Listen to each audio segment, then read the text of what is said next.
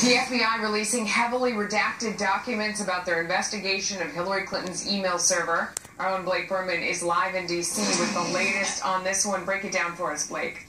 Well, there is a lot in here, Melissa, but for the first time, the FBI acknowledging in its report of Hillary Clinton's State Department email practices that one of the servers that the Clintons had been using was compromised. Now, the report states, and I'm quoting here, forensic analysis noted that on January 5th, 2013, 3 IP addresses matching known Tor exit nodes were observed accessing a user email account on the Pagliano server, believed to be belonging to President Clinton's staffer, whose name is redacted.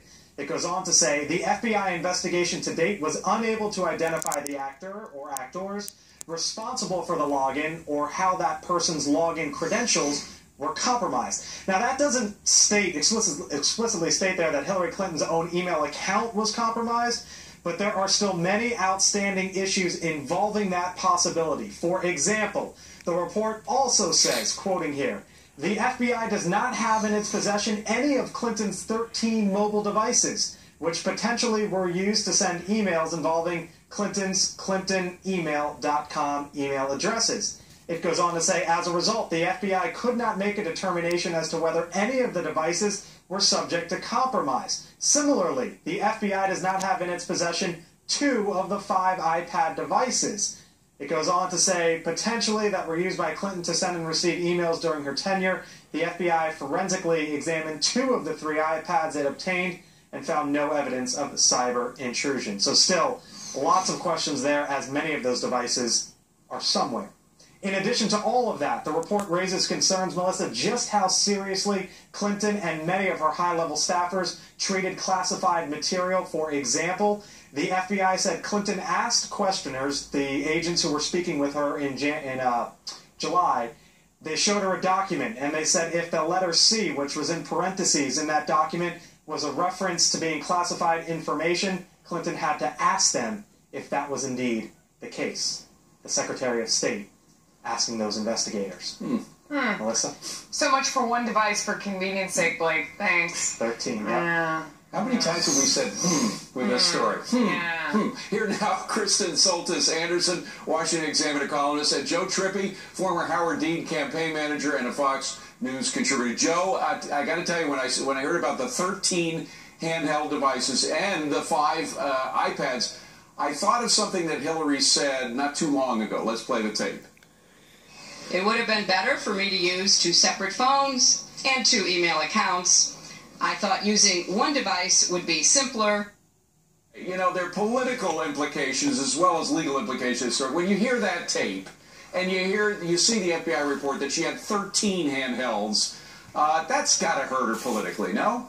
Well, no, David, because when you read the report, no, David, did you ask a question? Do you want me to answer it?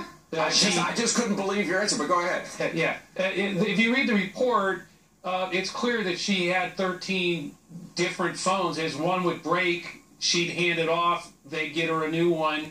And, you know, this is over years of her being Secretary of State. It's not like she was carrying 13 devices at one time and using them. That's not what happened. Well, but Kristen, again, there's so many conflicts that in the appearance of problems has gotten to the point where there are political implications. I don't believe that her slippage in the polls is just because Donald Trump is that good. I have to believe that some of her slippage is because she has received a lot of bad publicity, and these things are adding up. This feels a lot like that saying that the cover-up is worse than the crime. I mean, a lot of the things that have come out from some of these emails, the stuff that's been alleged as pay-for-play, a lot of this stuff is just sort of typical Washington at work. Now, voters don't like typical Washington. They want something different. But the problem here is that, you know, all of these emails that were withheld, we were told, this is yoga routines, this is family wedding planning. And so when all of a sudden this stuff continues to just drip, drip, drip out, it gives the appearance that there's something really not right here. And of course, in recent polls, you know, ABC has been tracking Hillary Clinton's favorables for a long time. Her unfavorable rating hit its highest mark in their most recent poll, and that's after the Democratic convention that tried really hard to repair that. So certainly, she's still a couple points ahead of Donald Trump. I'd rather be her than him at this point in the race. But it's not helpful that the main headlines where we're seeing her name continue to be about these emails. Joe, the one thing that she sees seemed to be very successful at pushing was the notion that if you vote for Donald Trump, you're voting for danger. This guy's a dangerous guy. You don't know what he's going to do. He's going to have his finger on the button if he's president. We don't want that to happen. But some people are saying because of her behavior with her emails, dealing with classified documents in a very reckless fashion, in fact, Paul Ryan talked about this, saying today these documents demonstrate Hillary Clinton's reckless and downright dangerous handling of classified information during her tenure as Secretary of State. A lot of voters are saying, okay, who is more reckless, Donald Trump or her? Well, look, there's no question that this hurts her and has hurt her. It's going to be an issue that's driven that Trump and the GOP and her detractors push all the way through November, and she's clearly paying a price for it on honesty and trustworthiness. And at the same time, Donald Trump's again hit on that same measure is slightly worse than her. So I'm not saying that this isn't going to continue. Of course it is. Yeah. And they could have handled a lot of these things differently and better. She's said that the whole thing was a mistake and has done that.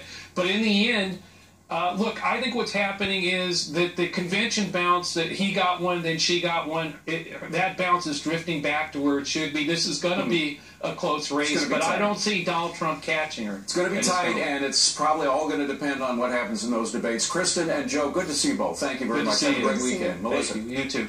Giving some applicants an extra look.